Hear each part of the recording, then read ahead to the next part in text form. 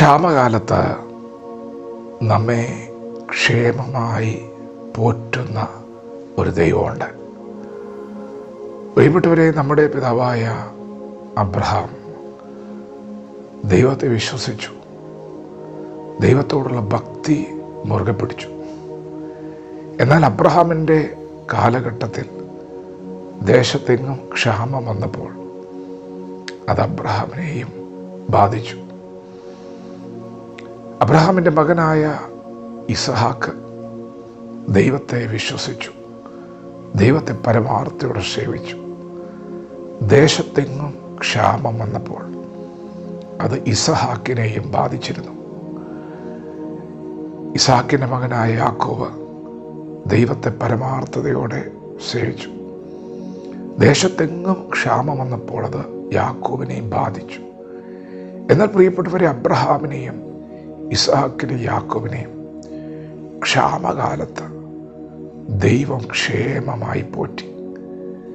അല്പനേരത്തേക്ക് ഒരു ക്ഷാമം അവരെ ബാധിച്ചെങ്കിലും അവർ ദൈവത്തിൽ ആശ്രയിക്കുവാൻ തയ്യാറായപ്പോൾ, ദൈവത്തിനായി കാത്തിരുന്നപ്പോൾ അത്ഭുതകരമായ വഴികളും കരുതലുകളും ദൈവം അവർക്കായി വെളിപ്പെടുത്തി.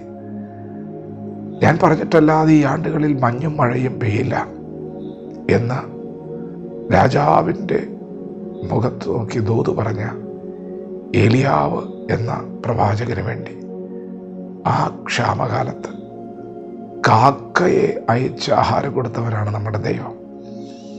പ്രിയപ്പെട്ടവരെ, ദൈവം ക്ഷാമകാലത്ത് നിങ്ങളെ ക്ഷേമമായി പോറ്റും. ബാലസിംഹങ്ങളും ഇരകിട്ടാതെ വിശന്നിരിക്കും. എന്നാൽ യഹോവയെ അന്വേഷിക്കുന്നവർക്ക് ഒരു നന്മയ്ക്കും കുറവുണ്ടാകില്ല. ക്ഷാമകാലത്ത് ഒരു പ്രവാചക ശിഷ്യൻ്റെ ഭാര്യ വലിയ കഷ്ടത്തിൽ എലീഷായുടെ അടുക്കൽ വന്ന് നിലവിളിക്കുകയാണ്. എൻ്റെ ഭർത്താവ് മരിച്ചുപോയി, അവൻ യഹോവ ഭക്തനായിരുന്നു. ഇപ്പോൾ ഇതാ കടം നിമിത്തം എൻ്റെ 2 മക്കളെ കടക്കാരടിമകളാക്കി കൊണ്ടുപോകാൻ വന്നിരിക്കുന്നു. എലീഷ പ്രവാചകൻ വിശ്വാസത്തോടെ പറഞ്ഞു, നിങ്ങളുടെ കയ്യിൽ എന്തുണ്ട്? അവൾ പറഞ്ഞു, എൻ്റെ കയ്യിൽ ഒരു ഭരണി എണ്ണയുണ്ട്. പ്രവാചകൻ പറഞ്ഞു, പാത്രങ്ങൾ ശേഖരിക്കുവിൻ, പാത്രങ്ങൾ കുറയ്ക്കരുത്. ഭരണിയിലെ എണ്ണ ഒഴിഞ്ഞ പാത്രങ്ങളിലേക്ക് പകരുവിൻ. പ്രിയപ്പെട്ടവരെ, വിശ്വാസത്തോടെ പ്രവാചകൻ പറഞ്ഞതനുസരിച്ച് ആ സ്ത്രീ ചെയ്യാൻ തുടങ്ങിയപ്പോൾ ആ ഭരണിയിലെ എണ്ണ വർദ്ധിക്കാൻ തുടങ്ങി. ഭരണിക്കകത്ത് ഒരു ഉറവ ഉണ്ടായതുപോലെ പാത്രങ്ങൾ നിറച്ചിട്ടും എണ്ണ തീരുന്നില്ല. പ്രിയപ്പെട്ടവരെ, ക്ഷാമകാലത്താണ് ദൈവം തൻ്റെ ഭക്തരെ ഇങ്ങനെ നടത്തിയത്.